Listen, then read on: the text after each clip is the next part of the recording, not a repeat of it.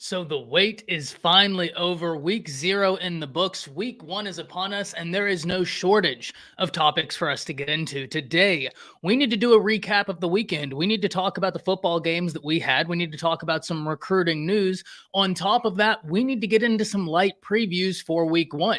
I have a theory on who the Alabama quarterback will be, and we need to get into that, as well as talking about some coaches who absolutely need this year to be successful. So many topics for us to get into. Before we do, guys, as always, if you enjoy your time here, hit the like button, hop down into the chat. Let's get interactive. It's a lot of fun. The more people we have interacting. And on top of that, if you're a fan of vintage college football fan apparel, head on over to Home Field. They have you covered with the best college football fan gear in the game. And on top of that, if you use code ATTS15, that's ATTS15, you get 15% off your first order. Helps the channel. You get hooked up with some of the best college football apparel in the game.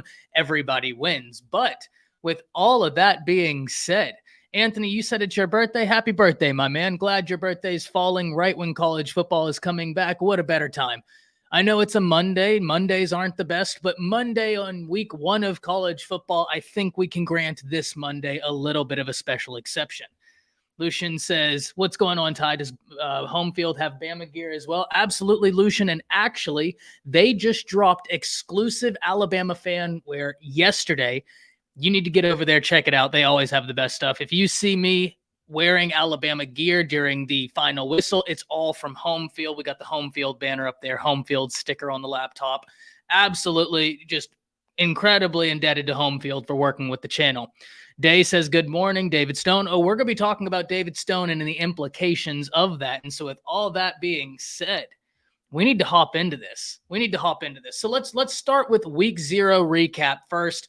And we're going to start with Navy Notre Dame, because this was a game that we talked about periodically throughout the week last week. And one of the things I was saying, you're probably not going to learn a lot about either team. Navy's in a situation where they're replacing a head coach. They had an up and down year last year, mainly down. And this year, they're just trying to get it together and be an improving football team. If we look across the aisle and we look at Notre Dame, I was really interested in the Fighting Irish this year. First and foremost, you have Marcus Freeman, a coach I'm really rooting for, a coach I think will find it and get it done. 2, you're talking about a Notre Dame team that's coming into this year having to replace a quarterback, but I didn't think that was the most compelling factor for Notre Dame. And the reason is their quarterback situation was all over the place last year. They had a situation where Tyler Buckner started week 1, started week 2, got hurt in week 2, was out the whole year, and then came back during the bowl game. So it's not like they had a set-in-stone quarterback situation the year before. So whenever Sam Hartman transferred in my mind, I was like, okay, this is only going to be an improvement upon the current situation they had. So that wasn't really a question I had. My question on Notre Dame's offense, how do you move past Tommy Rees? And actually, it made complete sense that they made an internal hire. Whenever we looked at the Notre Dame offense, it actually looked like a continuation of some of the things we saw from Tommy Rees, especially some of the more power run sets, trying to get the tight ends involved. But the difference was Tommy Rees never had a Sam Hartman there. And we saw what Sam Hartman is capable of. We need to understand something about Sam Hartman. This was a guy that put up big numbers for Wake Forest, both in 2021 and 2022, and that looks to try and continue into 2023, not with Wake Forest this time, but with Notre Dame. Notre Dame now has a quarterback that is not scared to throw it around. If anything, the only thing Sam Hartman really needs to work on going into this season is cutting down on the turnovers. Outside of that, the young man can throw for a lot of yards. His completion percentage has been getting periodically better every year in college football, and he's coming off of a game against Navy. I understand. It's Navy. We just addressed that they had a mainly down year last year. They're replacing a head coach. We knew we weren't going to learn a lot about Navy, but entertain me this. Anytime your quarterback goes out there and throws for over an 80% completion percentage, that's impressive, right? I mean, we're talking about Division I football, and the young man goes out there and throws for over an 80% completion percentage. And that's really what you want to see. A quarterback showing command of the offense, a guy that hasn't been there for very long, but a guy that seems to have a rapport with his teammates. And I think if you're a Notre Dame fan, you need to be very excited. Now, if you checked Twitter, if you checked social media afterwards, first off, I apologize if you did. But Sam Hartman and Notre Dame are going to win the national championship and the Heisman. I'm pumping the brakes on both of those sentiments right now because football just started. There's way too many unknowns. We have no idea what they're going to look like. But what I will say is this. Notre Dame is a team I would circle because as much as we're going to sit here and talk about Sam Hartman, and make no mistake about it, Sam Hartman is the major story coming out of that Notre Dame game. He is not the only story coming out of that Notre Dame game.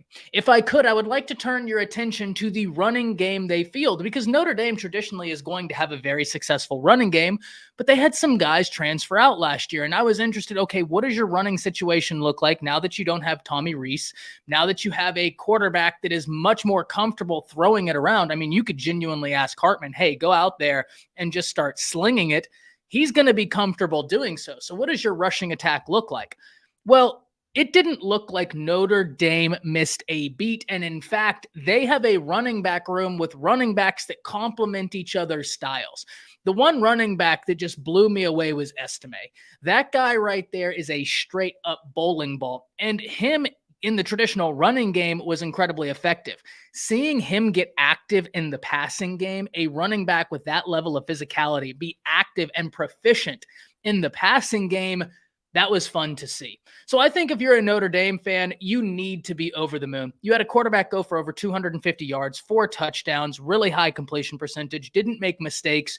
Your running back situation looked great. Another story that we have got to address is a true freshman was the leading wide receiver. 3 receptions, 68 yards, 2 touchdowns. Jaden Greathouse from the state of Texas. So if you're Notre Dame, you didn't learn a lot in this game, but in some capacity, that's a good thing. And we're going to touch on that a little bit more. In week 0, if you're Notre Dame playing a Navy that has to replace their head coach, a Navy that was up and down last year, you're almost hoping that you walk away from this game impressed, content, but not having learned a ton. And the reason why I say that is because you should beat Navy off of talent alone. Now, where I will sympathize with Notre Dame is Navy runs that triple option. You don't see the triple option a lot.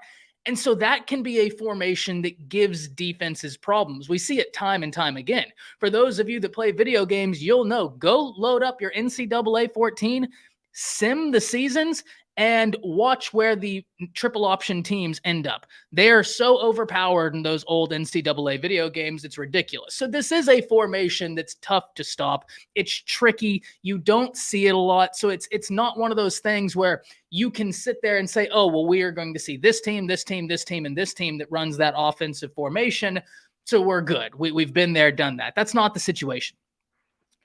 So you walked out of the Navy game thinking to yourself as a Notre Dame fan, we have a quarterback that looks like he's playing competent football, that looks comfortable, and he just had a total change of scenery and he already looks that comfortable. I think that's a great indication. We have a running back room that looks very capable. Several different names. I highlighted Estime because he was so much fun to watch for me, but please do not think that that was the only name you need to be on the lookout for. Far from it. Estime was one of many that got involved. The way he plays the game of football, though, really stood out to me. I mean, this is a classic bruising running back that they're getting active in modern offenses. I love it. The offensive line was the offensive line. Notre Dame, that's something we've come to expect. They typically have a good offensive line. That's something we hope we see from them this year. Notre Dame defense, once again, kind of hard to tell where they are because it was Navy. So I want to end this segment on Notre Dame highlighting a point I already talked about. And that's if you were a Notre Dame fan walking out of this game saying, hey, we looked good, but I don't really know what our defense looks like. I don't know where we really stand. That is a positive thing.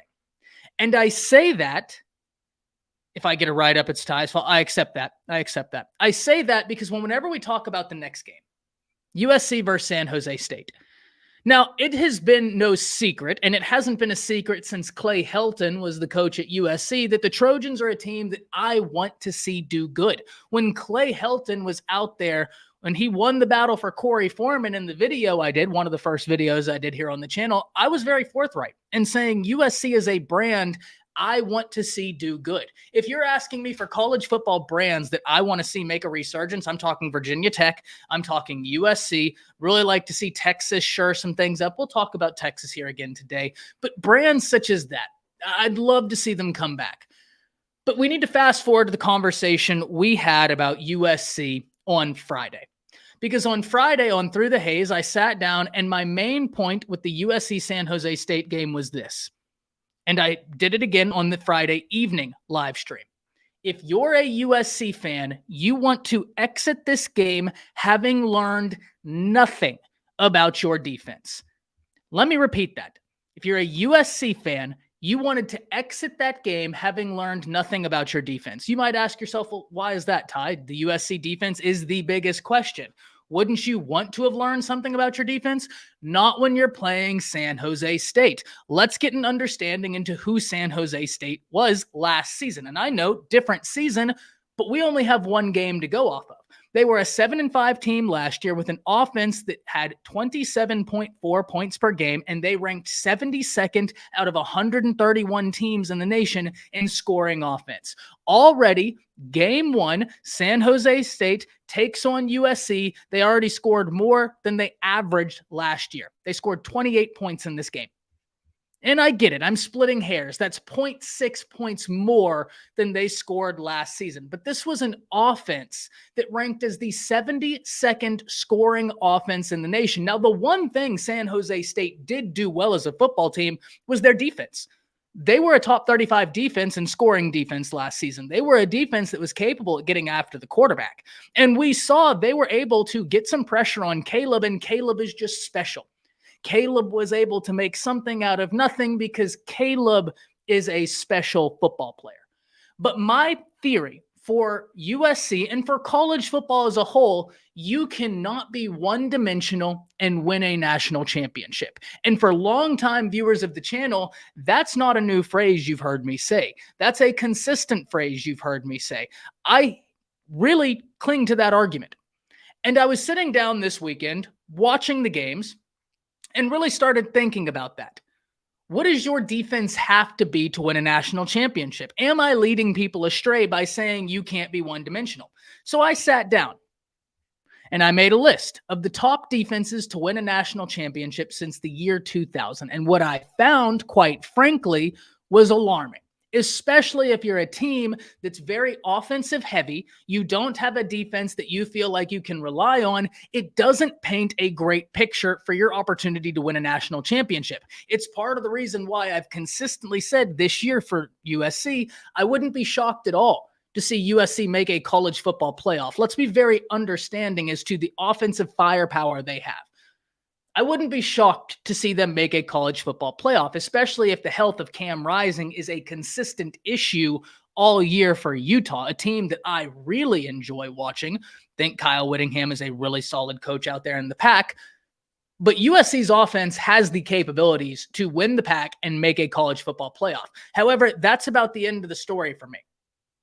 Because you cannot be one-dimensional and win a national championship. Since 2000 to 2022, the average scoring defense rank of the college football national champion comes in at 8.6, allowing an average of 14.66 points per game. Once again, the average rank of the national championship defense falls in between 8th and 9th in the nation from 2000 to 2022. Now, one important thing to realize in this is that there is a major outlier in this equation, and that's 2010 Auburn.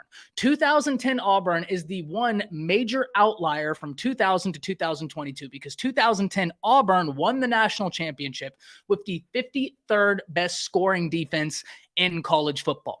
There has not been a scoring defense rank below 53rd win a national championship since. And we might really dive into this. What was special about 2010 Auburn? Cam Newton. You had one of the biggest freaks to ever play football, Cam Newton. Now, look, Caleb is sensational. Caleb is Superman. Caleb might repeat as the Heisman Trophy winner. In fact, if I was a betting man, I think that's a safe bet. Because already in the game against San Jose State, he looks comfortable. He looks ready for the season. He is that gifted. He truly is. But is it enough Because when I look at that 2010 Auburn year, we also have to take into the equation kind of the state of football. Teams are too good at offense now.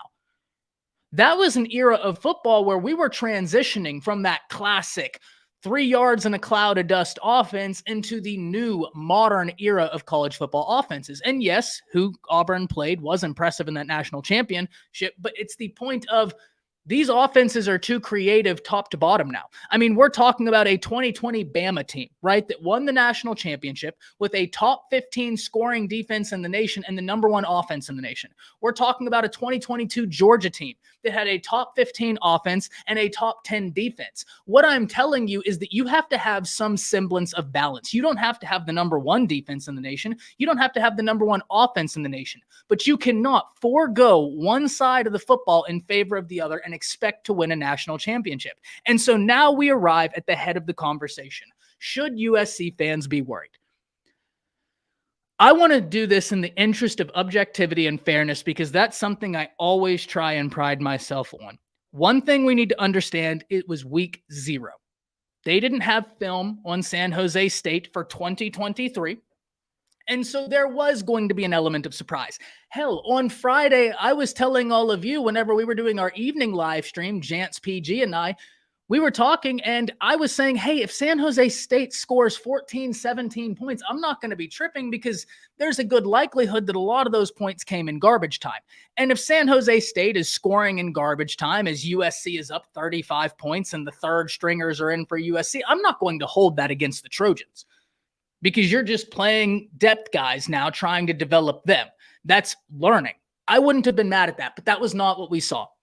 We saw San Jose State actually have success driving the football. And it wasn't for one quarter. It was throughout the game. Now, USC ended up running away with it as they should have. There was never a scenario where this should have been an upset. You don't have Caleb Williams. You don't have Dorian Singer. You don't have Zachariah Branch, who, by the way, is a superstar. Let's be real here. There's not a college out there that right now would not take Zachariah Branch. He is that good. That guy right there is going to set college football on fire. And honestly, I am just so thankful. I am just so beyond thankful that we get to watch him for 3 more years. I am so thankful that Zachariah Branch is a freshman and that we get him for 3 more years in college football because he's special. Game 1 was doing things that USC has not seen done since Adoree Jackson. And that's a name, right? I mean, Zach Branch was unbelievable for the Trojans. And even Tackett Curtis, a true freshman linebacker, played really well. Excited to see his growth. But I worry about USC moving forward if they are not able to get this defense together. And unfortunately, the season is here. We're not in a situation where this is midsummer. So in the interest of fairness, we do need to understand this is game 1. So there could be growing pains. There could still be some progression from USC. It's possible. But in a lot of ways, you are who you are during the football season. You have wiggle room.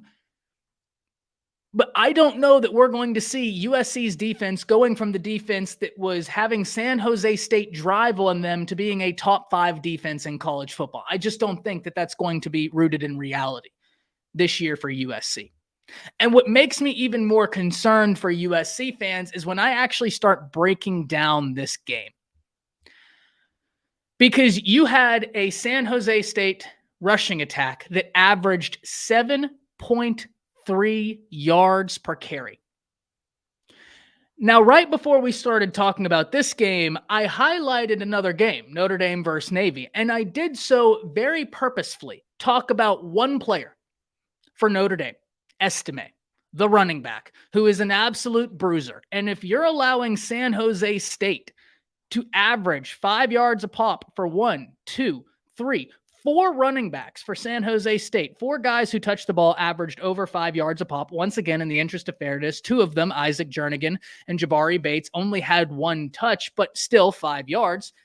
This is a San Jose State team that in 27 attempts almost went for 200 yards. If you don't get that fixed, Notre Dame is just going to play control football. If you don't get this fixed before next year, the Big Ten, Michigan is going to lick their chops and just run it down your throat all 4 quarters.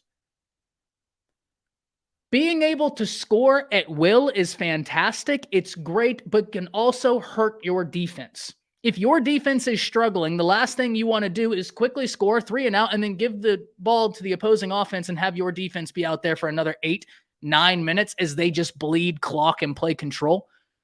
You have to have a symbiosis, right? That's how all these national championship teams are. There is at least some level of symbiosis between the offense and the defense that allows them to flourish. USC has got to develop that. Look, I don't question USC's offense. This is an offense that can put it on anybody in the nation. Truly, Caleb is that special. Already, we're seeing Caleb go through progression 1 all the way to the very end of his progression tree, make the throws. They have the quarterback to light it up.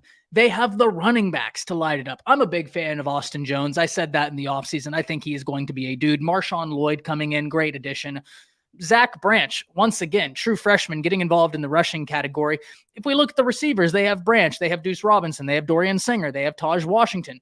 Blake Brown moved to the slot. Mario Williams is. So the offense is not a question. It should never be a question. But defensively, you're still in a situation where San Jose State was driving at will.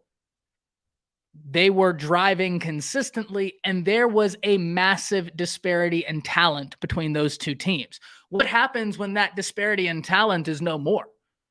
What happens when USC is playing an offense with an adequate level of talent? Because off of talent alone, you should have held San Jose State to 14. So should USC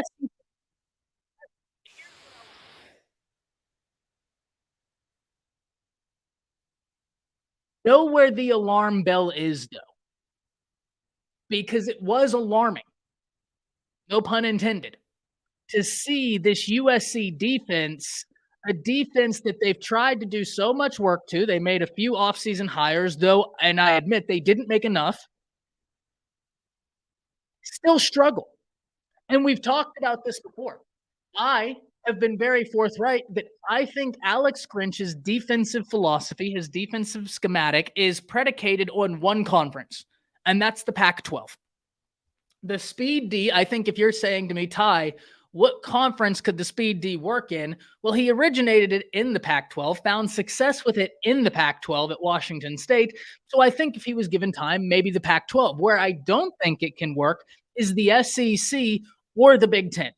I really don't think it can work in either of those leagues. Now, I'm guessing it can't work in the SEC, and I think many of you in the chat would agree with me. That's an educated guess, right? That's probably a fair guess. If you're having trouble stopping the run from a San Jose State, what's going to happen when Jace McClellan, Roy Dell Williams, Jamarian Miller, Richard Young, Justice Haynes are running down your throat? I mean, those are all quasi 5 stars I just named. All of them blue chip guys.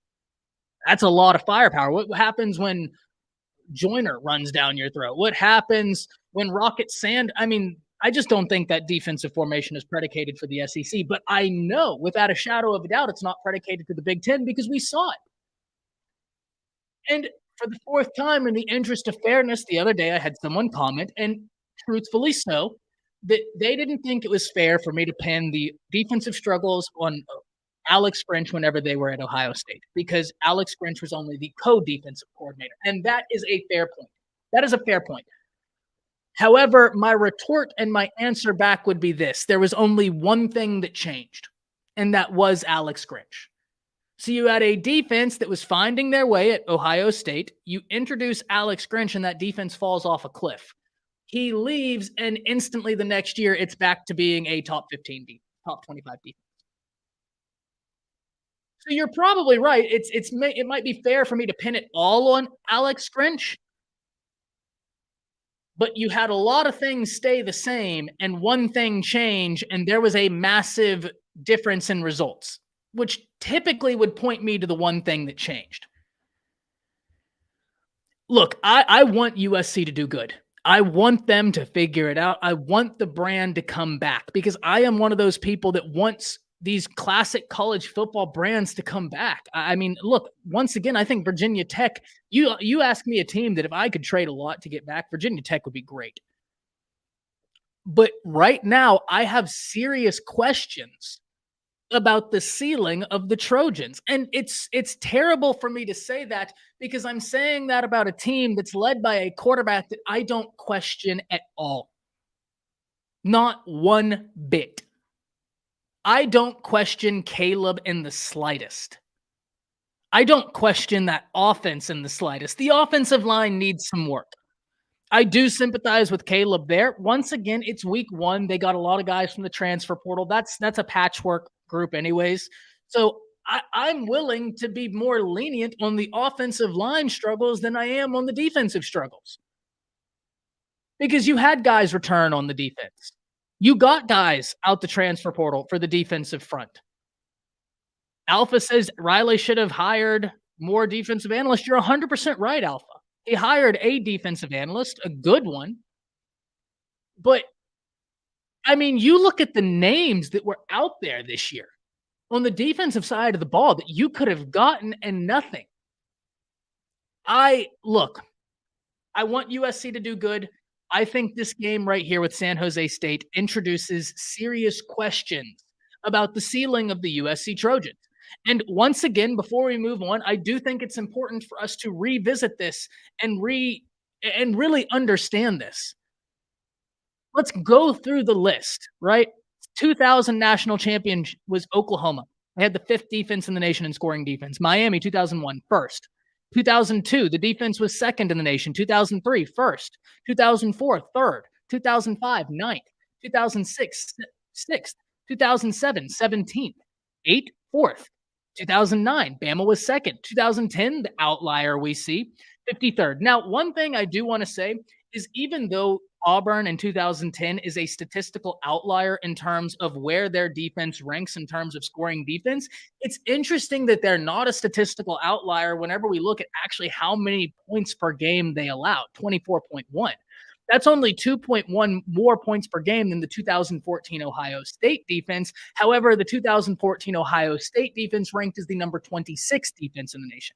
If you look at this list, there are only 3 defenses since 2000 that have ranked outside the top 25 scoring defenses in the nation win a national championship. 2010 Auburn, led by Cam Newton. I think that's self-explanatory, right? One of the biggest one-man armies we've ever seen in football. Forget college football. What level of football do we want to talk about? High school, middle school, Pop Warner, Pee Wee League, flag, 2-hand touch, sarcastic-ball, NFL. Like, Cam Newton is one of the biggest one-man armies we've ever seen in the game. That's the one defense that is ranked 50th or below and won a national championship. Like I said, 2014 Ohio State is the 2nd and the 3rd defense that is ranked outside the top 25 scoring defenses in the nation and able to win a national championship was 2019 LSU.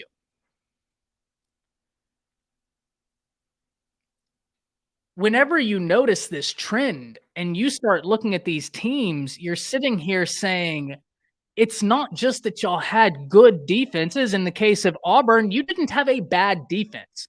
53rd in the nation isn't a good defense, but we're talking 53rd out of an eligible 131 team. So that's not where you want to be. I don't think there's a team in the nation that wants to roll out the 53rd ranked defense in the nation and roll the dice trying to win a national championship, especially now.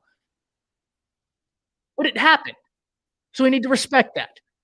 Outside of that, I mean, you're talking about teams that had legendary firepower. 2019 LSU, I hear you, but they still had the number 32 defense in the nation. 2020 Bama, 13th defense in the nation. 2017 Bama, number 1 defense in the nation. 2018 Clemson, number 1 defense in the nation. I mean, you cannot ignore the trend. It's just impossible to ignore. The phrase defense wins championships is there for a reason, but you have got to be balanced to win in college football. Just very honestly put, if your strategy as a USC fan is saying, hey, Auburn won it in 2010 with a defense that came in below the top 50 defenses in the nation. We can do it too. I would tell you, yes, you do have a Superman at quarterback, just like they did. Caleb is sensational, but there's a reason it's only happened once since 2000 because it's not normal.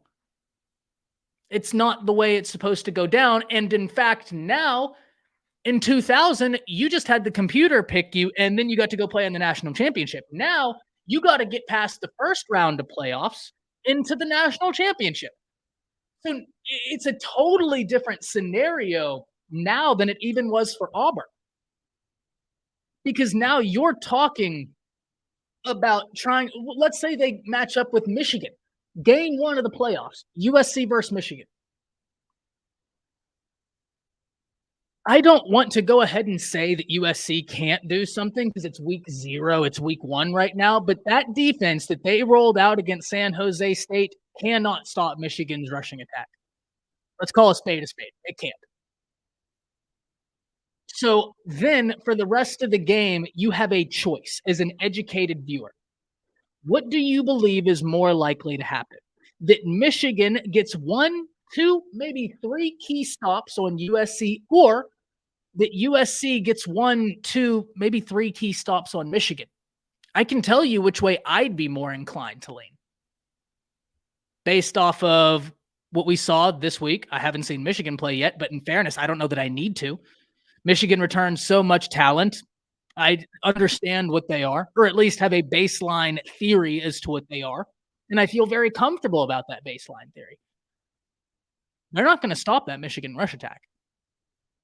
So should USC fans worry? USC fans, don't hit the panic button, but know where the panic button is. Know where it's located. Have it near you. That's, I think, where USC is right now. And I'm hoping that they're able to get it together, that they're able to have a defense that's improving. Now, I'm not sitting here disenfranchised into believing that USC is going to trot out a top 25 defense this year. That's not going to happen. But if you genuinely can be an improving defense, that at the very least is what has got to happen, especially with the move to the Big Ten on the horizon. Because you know who probably won't be there next year? I know what he said this past week. Caleb Williams saying, maybe I'll go to the draft. Ladies and gentlemen, I know NIL is a thing. NIL is funny money compared to this NFL money. And these rookie quarterbacks, they're getting a lot of it guaranteed. Kind of hard to pass up on that much guaranteed money when you know nothing is guaranteed. In football, I mean, knock on wood, but this is a dangerous game. People get hurt. Take the money. And if Caleb isn't there when they go to the Big Ten, now we're having a conversation about an offense. I like Miller Moss. I do. I think he's a really good quarterback. And I think actually, if we're all being honest here, most people in this chat would say, hey, I think Miller Moss is a really fun quarterback too. I think he's a good quarterback.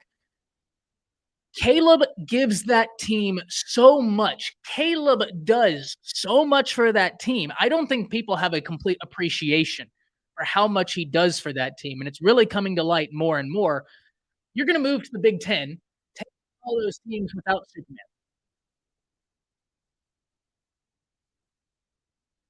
I like Miller Moss. I like him a lot. I think once again, I think he's a very talented quarterback.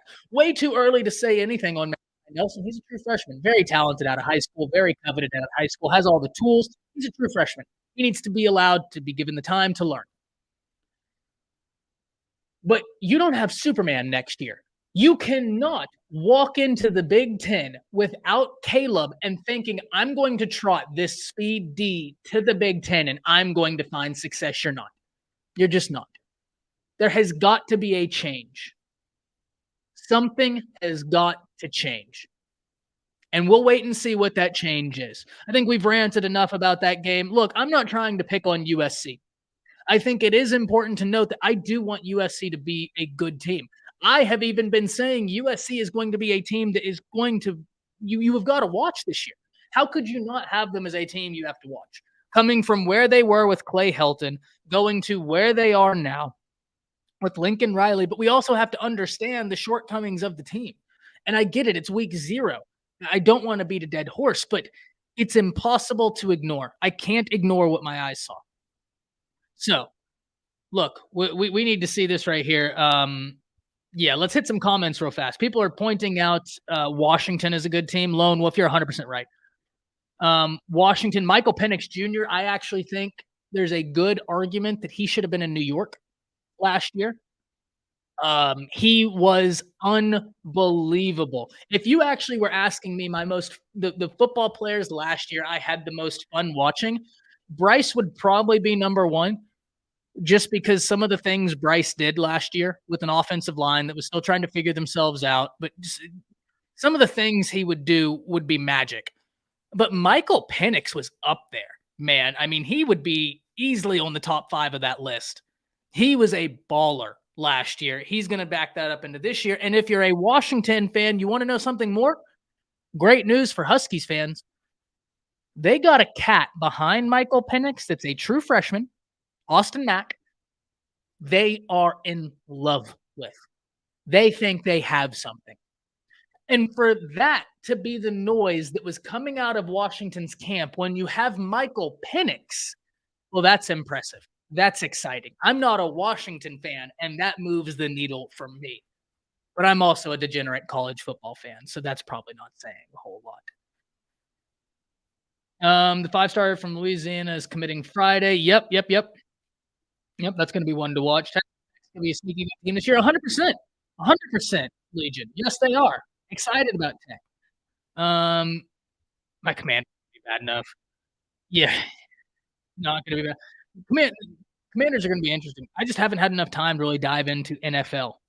Dan, my man, he says not an Oklahoma fan per se, but I do hope to see them improving. I think they have the right staff, and their recruiting is on fire right now. And Dan, for those of you in the chat, Van is a Bama fan, and so you're going to find quite a few Bama fans that do really like the Oklahoma coaching staff right now. 2 reasons. One, Brent Venables is a brilliant defensive mind. I don't think it takes a whole lot to admit that. Have watched college football in the previous decade. He's a brilliant defensive mind. That much is true. But 2, you guys got a Bama guy on that staff. Oklahoma does, in Todd Bates. I'm lucky enough to do the Bama Standard YouTube show, The Final Whistle, every Tuesday evening. Multiple of the guys that I am on that podcast with, they know Todd Bates. And the way they speak about him when the cameras are off, glowing. I mean, they have nothing but abundance of good things to say about him, and they know him personally from back in the day. And they just have glowing reviews of the man. And look, I've been a fan since before I was on that podcast, before I got to hear their thoughts, and I'm an even bigger fan now. Yeah, Jay Valai was on staff at Bama as well. Yeah. So, I mean, look, you got some guy. You got some guys on there. Let's go forward, man. We've talked about week 0, and there's still the Vanderbilt Hawaii game we could get into, which, honest to God, was probably the game of the week for week 0. That was so much fun. But in the interest of time, because we're already at 38 minutes and there are a few other topics I want to get into, we're going to move on. We're going to quickly go to this topic right here. One thing I always say, I'm not an insider. I don't hold myself out to be an insider. There are times where maybe I know what's going to happen, but I have more fun being a fan through and through. That's what I want this to be. This is a channel by fans for fans. Quite simply put, that's why we call it Around the Table, because right now we're all gathered around the table talking college football. That's what this is. So what I say the Bama quarterback is, understand this is only my opinion. However, ladies and gentlemen, the Bama quarterback, in my opinion, is going to be Jalen Milroe. And I have multiple reasons for believing this. First and foremost, he's the most senior name in the room. Secondly, he is incredibly gifted, but we have never seen Jalen Milroe in an offense at Alabama predicated to his strengths. We saw him come in for Bryce. That Bryce offense was all over the place last year, right? If you just watched Bryce Young call the offense, you knew, man, it's a good thing Bama has Bryce. How many times did you, as a fan of USC, of Kentucky, of Kansas, of Texas, of Oklahoma, sit there and think to yourself watching an Alabama highlight, Man, Bama's lucky they have Bryce because if they didn't have Bryce, that would have been a dead in the water series. I'm not saying they'd have lost 10 games, but they would have had to make some things shake. We can all agree on this. The Bama quarterback this year is going to be Jalen Milroe. He is going to have an offense with Tommy Rees more predicated to his skills. Things are going to be simplified, and not saying that it has to be simplified, but Bama's offense was too complex for its own good. It had way too many things that needed to happen in order for the offense to succeed.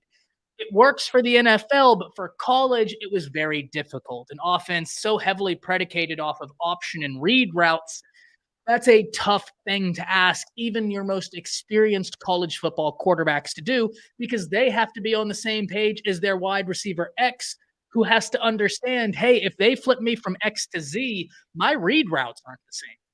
I'm on a completely different set of read routes. So that right there is now going to be gone. Tommy Rees's offense coming in. That, in my opinion, is going to pave the way for a more successful transition for Jalen Milroe. The second reason is I actually look at this Alabama offensive line, and they are frightening. They had a post the other day. The average size of the Alabama offensive line is something like 6'5" and a half, 320 pounds, and they're a bunch of dancing bears. Caden Proctor looks to be your starting left tackle. Kid was a 5-star just last cycle and came into the Alabama offensive line room coached by Coach Eric Wolford, an absolute necessary addition to this Alabama staff. Kyle Flood left Bama, goes to Texas. Bama hires Doug Marrone. That offensive line that Doug Marrone architected was in shambles. It was not good. Wolford has really hit the reset button on that, has done a fantastic job doing that.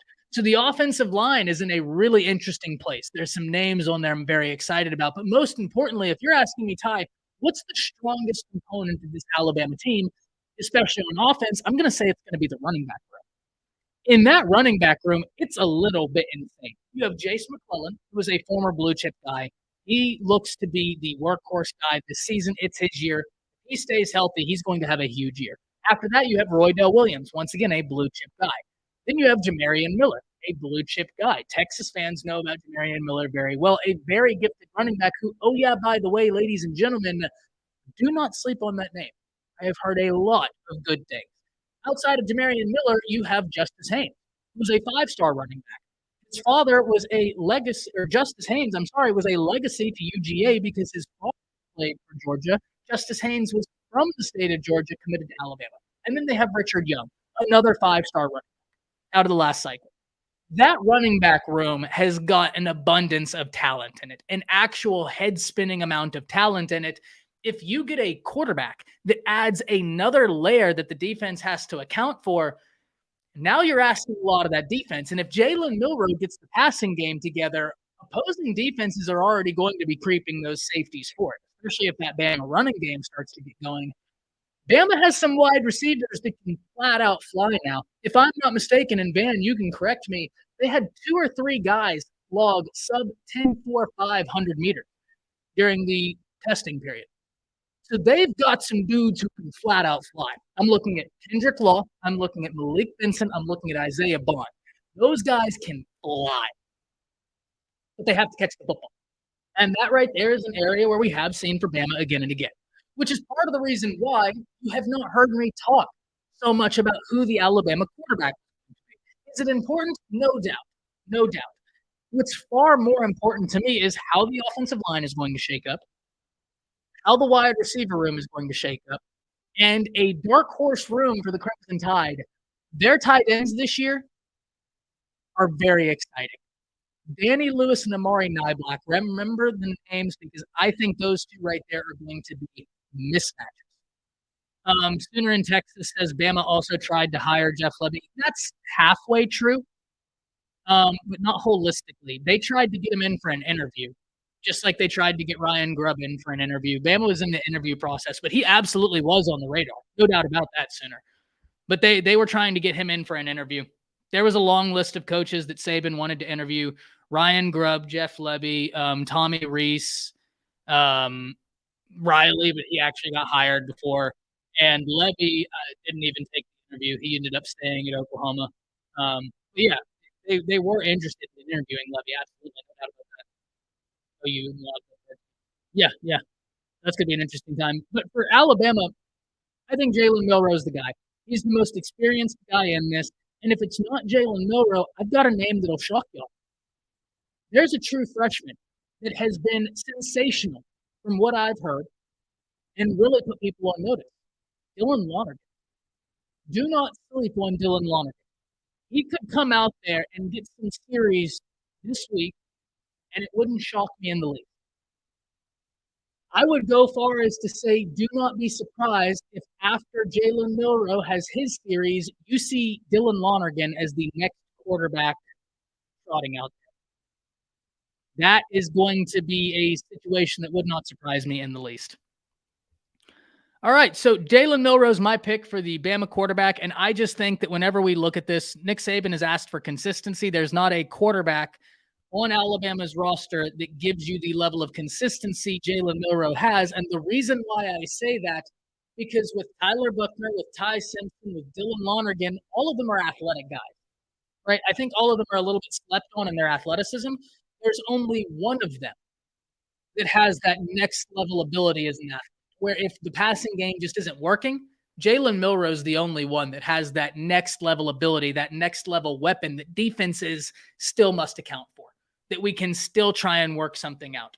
And I do think he's going to be a really efficient passer this year, or at least I hope. So Jalen Milroe is going to be the quarterback I'm looking at to really take it on. I'm excited about what he's going to do this year. Let's go to this next subject because we also need to talk about where is it? Oh, well, my panel's gone. We don't need the panel. The next subject we're going to talk about is, will the David Stone commitment provide an avalanche of commitments for the Oklahoma Sooners? Something I need to hear from all of you on. Let me know what you're thinking. But look, one thing we need to understand is this. There are certain players in every recruiting classes that are major catalysts for other guys to want to jump on board, to want to be involved. And when we're looking at the defensive line, you're looking at a situation where whenever we see this, that's a whole unit. We know that these colleges will have deep rotations at the defensive line. So that's an area where you can have a guy like a David Stone go out and recruit a Don McKinley, a Nigel Smith, a Danny Okoye. They keep chipping away at a Williams Winery because you can take 3-4 guys along that defensive front and say, hey, all of you can get snaps this next season. If you all come in and show you're undeniable, you all can get snapped because we can rotate. It's all good. That's the first thing Oklahoma is after. Let's understand that. As much as they're after superstars along that defensive line, and they absolutely are, they're after depth. Because Todd Bates realizes he needs 6 to 7 guys along that defensive line that at any given point he can point to and say, go. You, go. You, go. That's what he needs. And Oklahoma has done a good job at increasing the size of their defensive line. Whenever Brent Venables, Todd Bates inherited this line, Tijuana, you could probably tell me better. I think there was only one guy on the defensive line that had a weight over 300 pounds. Now that's something like 4, 5, maybe 6. Y'all can correct me where I'm wrong there. But the point being, you've had a bigger defensive line come in, which will help. Right? I'm not saying that's going to take you from being a struggling defense to the number 1 defense, but that will help. And now you get guys like David Stone. So if you're asking me, Ty, do you think David Stone will be an avalanche for the Oklahoma Sooners? My answer is going to be yes. I think he is going to be a catalyst for the Oklahoma Sooners. And I don't think it started with David Stone. I think David Stone is the one to really get it rolling and start with David Stone. This has been something in the works. Oklahoma has that graphic of the power line. So you don't have that graphic if you don't have something in the works.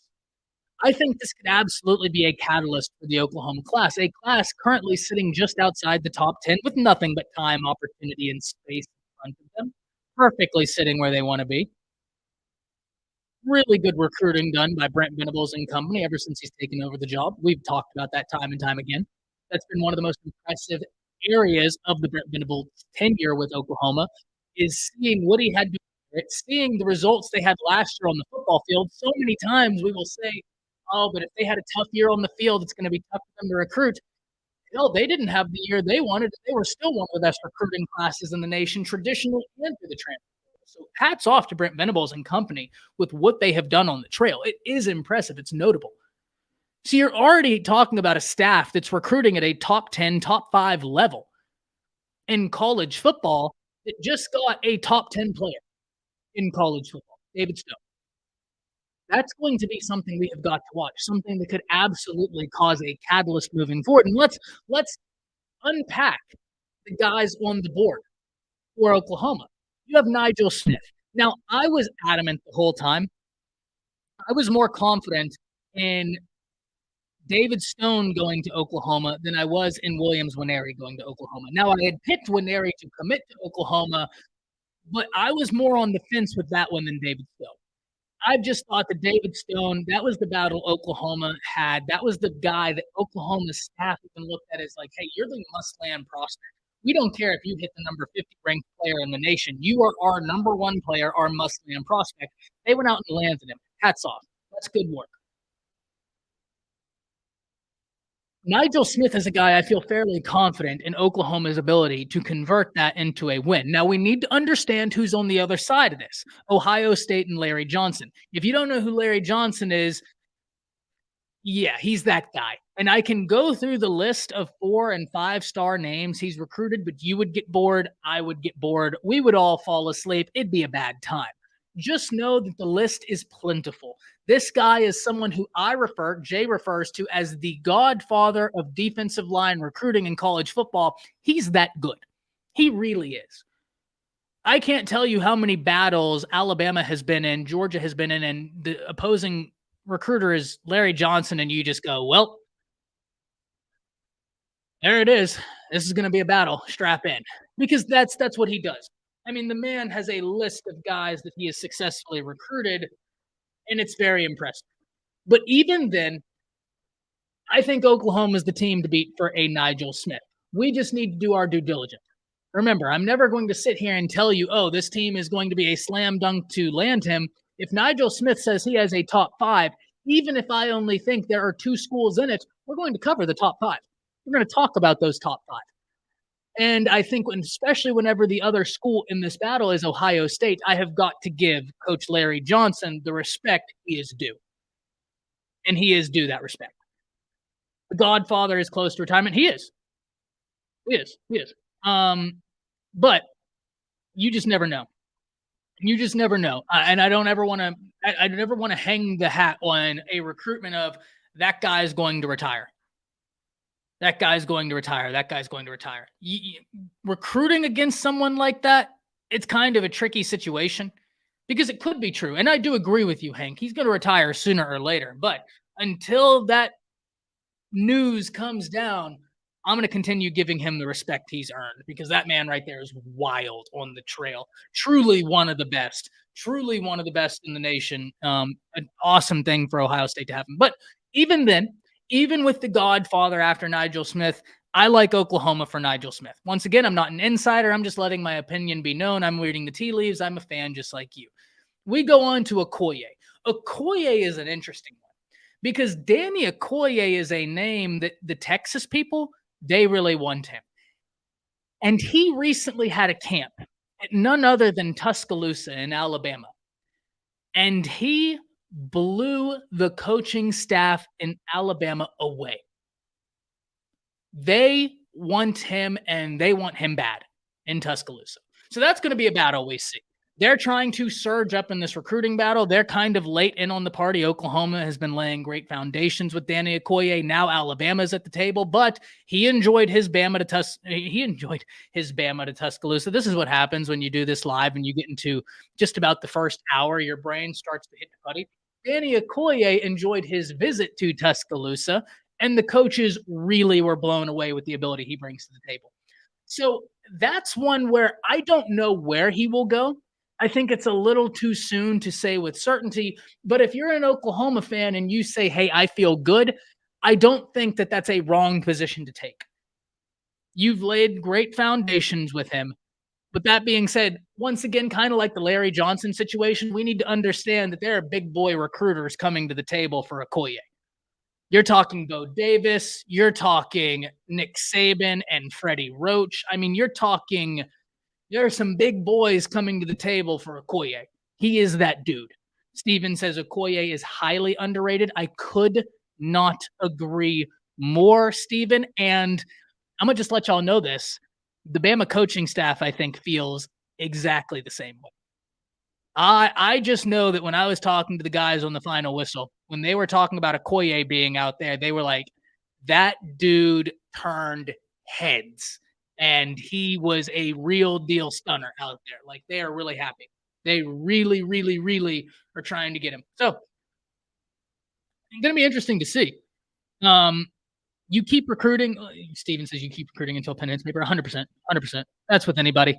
That's like Missouri. You keep recruiting Williams Nwaneri. If you're Oklahoma, you keep recruiting Williams Nwaneri.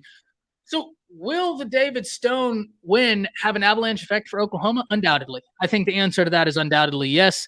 But once again, and y'all have already pointed it out, I think it was Dawes. I'm sorry, Dawes, the comments are going crazy. He says, don't sleep on Jaden Jackson. Jaden Jackson is a beast, 100%. And that's another guy who is a major catalyst. It doesn't have to be your 5 stars. You just want guys to be able to recruit in your class. So that's going to be something we have to watch. Let's hit some comments before we go into our last little segment. Thomas Slinger says, Okoye said numerous times that he likes OU if we show improvement on the field. We got to go out and improve defensively to win that commitment. Yeah, I think that's completely fair. I think that's a completely fair take. I think if Oklahoma goes out there and is a much improved defense, it's going to be hard to lift him from there because of that pre-existing relationship.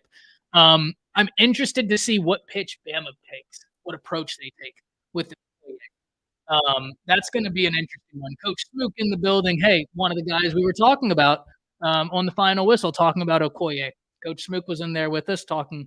Smook, we're talking about how Danny Okoye, I'm asking the question if David Stone will be a catalyst for the Oklahoma defensive line recruiting class. And the name I just got to is Danny Okoye. And we're just talking about how, hey, you know, the Oklahoma people, they have the long pre-existing relationship with him. The Texas people, they really like him. But the young man went out there and camped at Tuscaloosa and blew the Bama coaching staff away. Very impressive. But let's get to this last little section, guys, because we need to talk about coaches who need a big year. And there are different ways to talk about this. There's different ways to think about this. We can think about it as coaches who need a big year or else they will get fired, or coaches who you just need to show something. I'm going to start with the first. And there are going to be some coaches in here I don't think will be fired, but the first coach is one that if they do not have a good season, I think they will be fired at the end of this year, and that's Neil Brown, West Virginia. They went 5-7 last year. They were one of the worst scoring defenses in the nation last year. They've got to have some level of improvement. They have had losing records for the previous 2 seasons. West Virginia and Neil Brown is a team that they have got to turn it around, and this is a great opportunity. I don't think they need to go and win the Big 12. They don't. He just needs to be an improving team, an improving football program from week 1 to the end of the season, and I think that can be enough to buy him some more time. But there's no question in my mind that West Virginia has got to be an improving football team because Neil Brown, he's on the hot seat. I don't think there's any way around this. Now we kind of get to some coaches that we do have a conversation, and now I need all of you. Are they on the hot seat in terms of their can if this year doesn't go right, or are they on the hot seat to where, hey, the seat will be hot next year if you don't get it right? I'm going to give my opinions on it, but I'm really interested in hearing from all of you as we go down this list. So the next name we're going to talk about, Jimbo Fisher. I've talked about this a lot. Jimbo Fisher is coming off of a 5-7 season. Only one time since Jimbo has gotten to A&M has his offense been the best part of his team. Only once. Every year past, the defense has been the staple of Texas A&M. Which is wild considering Jimbo is an offensive guy. I realize that sometimes if you're a defensive-minded head coach like Nick Saban, we talked about that 2020 national championship team, Nick Saban's a brilliant defensive mind, one of the best in the game, one of the best we have seen. His offense ranked better than his defense in 2020. The reason nobody questions it, you had the number 1 offense in the nation and a top 15 defense in the nation. So, yes, your defense wasn't top 10. It was still a really good defense loaded with playmakers. So if you want to complain about a top 15 defense, you're splitting hairs at that point. You're just splitting hairs. I don't mind if your offense is better than your defense and you're a defensive minded head coach or vice versa. What can't happen is you can't have one side of the ball be so much better than the side you're supposed to specialize in. And unfortunately, that's been the reality of what Texas A&M fans have had to live in. Now, I don't know that Jimbo is on the hot seat only because I don't understand the contract extension he was given. This man is being paid like he's Kirby Smart or Nick Saban, and he is giving you neither results. Neither. So the only question I have for Jimbo, because if it wasn't for that major contract extension, and especially with them bringing in Petrino, I would be adamant that yes, this is the year. If he doesn't get it right, he is gone.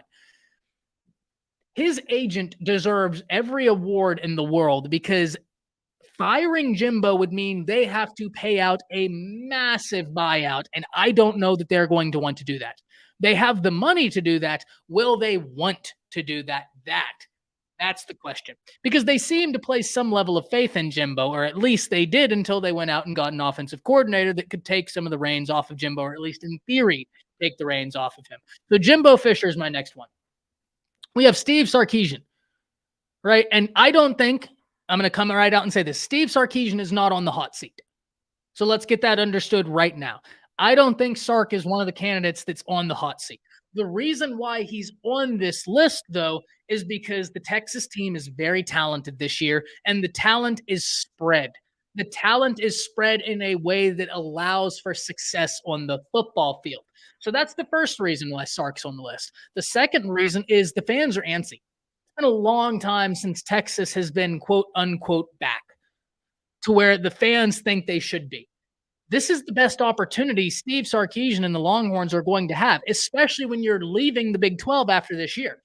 What better way to make that transition from the Big 12 to the SEC and really let it be known that Texas, we have arrived, than by winning the Big 12 in your last year? So I don't think Steve Sarkisian is on the hot seat because I don't think the season is going to go that poorly. Now, if the season crashes and burns, we may just have to have another conversation, but I don't anticipate that. I mean, they would have to crash and burn. I don't see that happening. But what I do think is fair to ask of a Steve Sarkisian is 10 wins. And I know some people are going to come on here and say, but Steve Sarkisian has never gotten 10 wins before. That's fair, but Kirby Smart had never won a national championship as a head coach before he had done it. I point that out to you by saying Steve Sarkisian, yes, he's been a head coach for a while. So that's not the cleanest example because Kirby just had his first chance at being a head coach. The reason why I give you that as an example is because Sark went through something. He went through demons and then tried to get right. So it's a little tough for me to totally say Sark can never do it because previously when he was a head coach, he was dealing with a lot of demons. It seems like those demons have subsided. I hope they have for his sake. I certainly root for him to conquer those demons. But that's the reason why I'm like, hey, I don't ascribe to the notion that just because Sark hasn't done it, he can't do it just because I don't know that it's the cleanest comparison we have. I think there's some gray area, some nuance and context in that comparison that we really do need to acknowledge. So Steve Sarkisian on the list of coaches that need a big season because they have the talent, they have the ability, they're moving to the SEC next year. I don't think that the power makers and decision makers at Texas are going to be happy if they don't have a good season in the Big 12 before they go to the SEC. I just don't think that's going to leave a good taste in their mouth. So Steve Sarkisian. Next, we have Eli Drinkwitz, 6'7". Now, the reason why Drinkwitz and Jimbo are easy names for me to talk about on this list is Drinkwitz and A&M and Jimbo, they return some of the most talent of any teams in the SEC. I mean, they return a head-spinning amount of talent. There is absolutely no reason why you shouldn't be an improved football team. Now, there is an interesting nuance with the Drinkwitz conversation, and it revolves around Williams Nwaneri. Because if I was Drinkwitz and the season wasn't a total disaster, but it wasn't at all what the power makers and decision makers wanted it to be, I would be kind of leveraging, hey, if you fire me, you can kiss that chance at Ryan Wingo. You can kiss that chance at Williams Nwaneri goodbye. Let me stay. Let me still be able to try and figure this out. So Missouri is in a really interesting situation because as much as I think we have to see it happen, I do think it would be very tough for Missouri to hold to a Williams Winery, to be able to win the battle for a Ryan Wingo if they don't think that there is a real shot at continuity at the coaching position. Now, from what I've been told, the Missouri people are holding it out. That's not something that's even on their mind.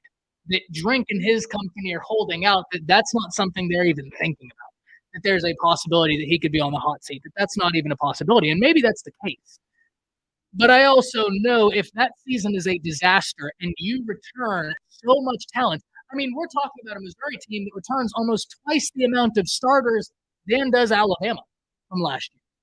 Not the best comparison because I'm comparing Alabama talent to Missouri talent, but you get the comparison I'm making. I don't have to explain this. You get what I'm trying to make. You get what I'm trying to say here. There's no reason you shouldn't be a better team. If Missouri is worse, that's a problem. That's a problem. Let's hit some comments and then we're going to get out of here.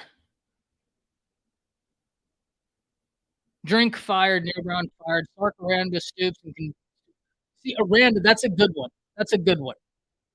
Ryan Day. Hank, I've seen this a lot from people, and I will push back because Ryan Day's been in the playoffs. And sure, we can get into a nuanced conversation about like, oh, but shouldn't he have done more? Shouldn't he have done this? I think it's incredibly difficult to win in college football, anyways. And what I will say about Ryan Day, Hank, is he's not sitting on his hands, right? So Ohio State was getting to a point where they were a little bit like the Lincoln Riley Oklahoma teams, where okay, your offense is sensational, your defense is terrible. So what are you going to do? He's not sitting on his hands saying, "Oh well, one day we're just going to be able to outscore someone for that." He at least went out and found the defensive coordinator, Oklahoma State's former defensive coordinator, to say, "Hey, you just architected a fantastic defense with the Pokes. Come here, do that." He's at least looking for options. And that's where I think Ryan Day still needs time. He's a younger guy. He's had success. He's made the college football playoffs. And more than that, though I can't say he has fixed the problems Ohio State has had, he is attempting to fix them. He's not just sitting and watching them sit there and fix it. This is a really, really, really, really, really, really good question. This is a fantastic question, Hank. I don't know. And here's why I don't know, because it's one thing we know Hartline is an unbelievable recruiter. Unbelievable. One of the best in the business. But just because you're an unbelievable recruiter and an unbelievable wide receiver coach, I don't know that you would be a great head coach. And so I think the question would have to be, what would Brian Hartline's role be? Like, would he be upgraded to offensive coordinator and then there's a new head coach? What would that look like? Right? Like, or would he stay offensive coordinator? Would he be head like that to me is what we'd need to see. That's a really interesting question, though. Crane saying, as an Oklahoma fan, I've seen this for years. So glad we're bringing defense back to OU. Enjoy USC fans. It's so frustrating. Yeah. I want USC to be good, but I think USC fans, you need to know where that panic button is. Not hating on anyone or any team. Stark needs a big year. True. Jimbo, obviously true. Riley, yeah, I think so. I think Riley's a bit like, but see, the thing is, and Hank, I think you'll enjoy this, Hank. I hope you're still here. I really pray you are because I think you're about to really love what I'm about to say. Van, this is where, to me, we see a split between Lincoln Riley and Ryan Day. Lincoln Riley has had the same defensive coordinator in Alex Grinch. The defense has not improved. We saw a bit of an improvement at Oklahoma until it fell off a cliff, and he's not making moves past that. Brilliant offensive mind. Nobody argues that. But he's not making moves to shore up the holistic. Ryan Day is. So I think, Hank, that is, yes, Ryan Day. And you see what I mean? That right there is where there's a split. For me, if I'm an Ohio State alum that's a decision maker, right, that I'm throwing around money, I'm arguing for Ryan Day because I'm going to be like, okay, guys, well, look, he got us to the playoffs. Georgia won it. Alabama. I mean, you're talking about Nick Saban won a national championship over us. Like, if that's the worst thing that happens to us, hell, there's everybody winning national. I mean, Nick Saban winning over everybody. So that is what it is. Um, he's at least making the moves, right? Like, I would be arguing in favor of him saying, "Guys, look, you don't like his defense. He just went out and hired a defensive coordinator. He's only been here a year. Give the guy some time. Like, we recruit at a high level. Ryan Day isn't sitting on his hands. He's being proactive instead of reactive. I love it. I think he needs to be given the time. Now, I might have some Ohio State fans disagree, but once again, my opinion. Steven says, Ty, before we go, what games are you most excited for this week? Ooh, this, I'll tell you one that nobody's talking about. Let me get to it.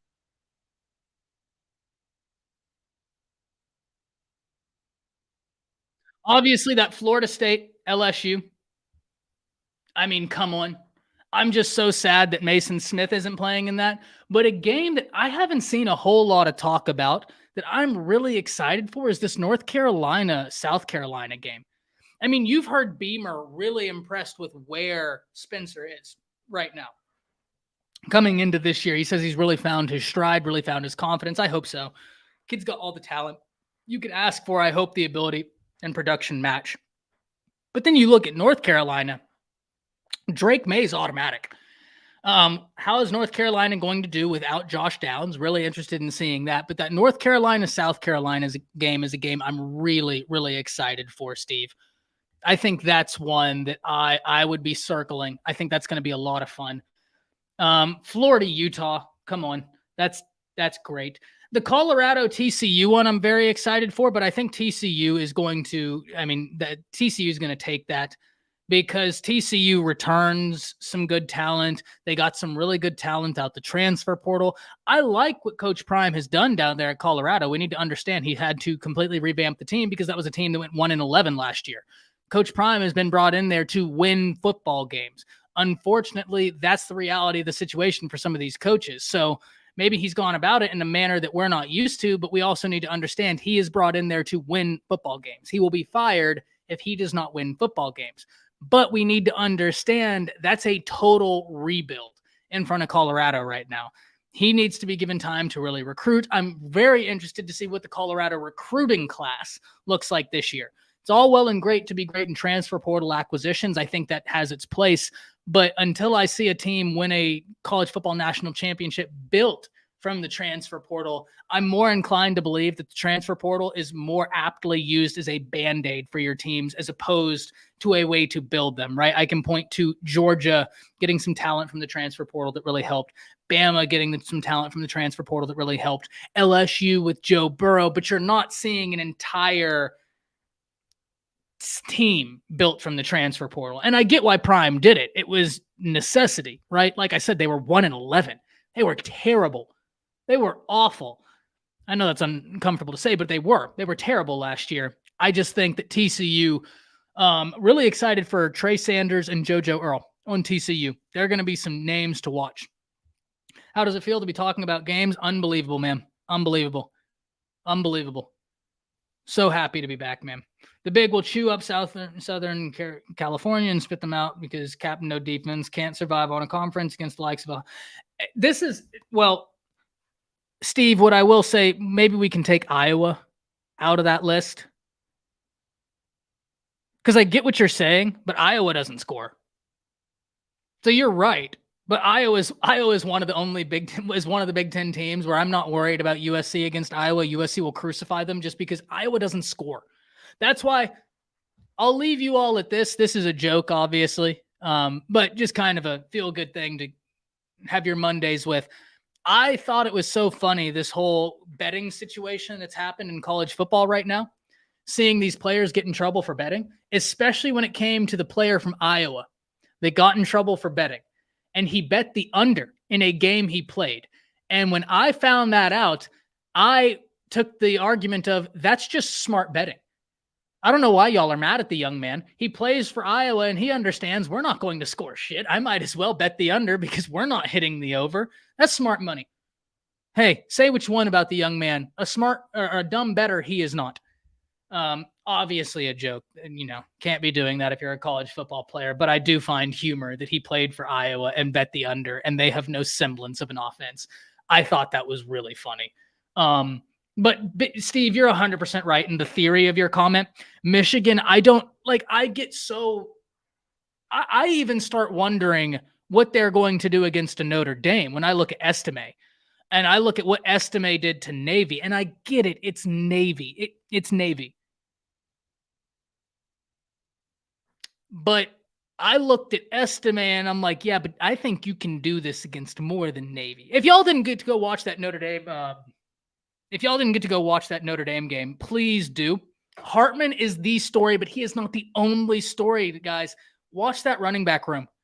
They're going to give USC fits if USC does not figure something out. I mean, they are going to really give them fits. And the other thing is they're USC, I saw they're dropping Anthony Lucas a lot into coverage on that speed D.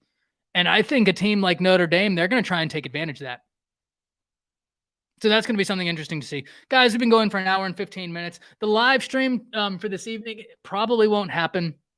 I'm a little under the weather, and we have a big week in front of us, and the last thing I want to do is completely exhaust myself on a Monday and then be dead for the rest of the week. So we'll see about the stream this evening. More than likely, what we'll do, if we don't do a stream this evening, I'll tell you what we're going to do to make up for it. If there's no stream tonight, be back here tomorrow, 10 a.m. for another episode of Through the Haze. College football is back. Ladies and gentlemen, we might just go live every single day this week just to celebrate. But just be on the lookout. I'll let y'all know. If there's no live stream tomorrow, we will be back here 10 a.m. tomorrow, reconvening and turning our attention fully to week 1. Can't wait. Thank you all for being in here. Have a good Monday. We'll see you next time. That's it. See you.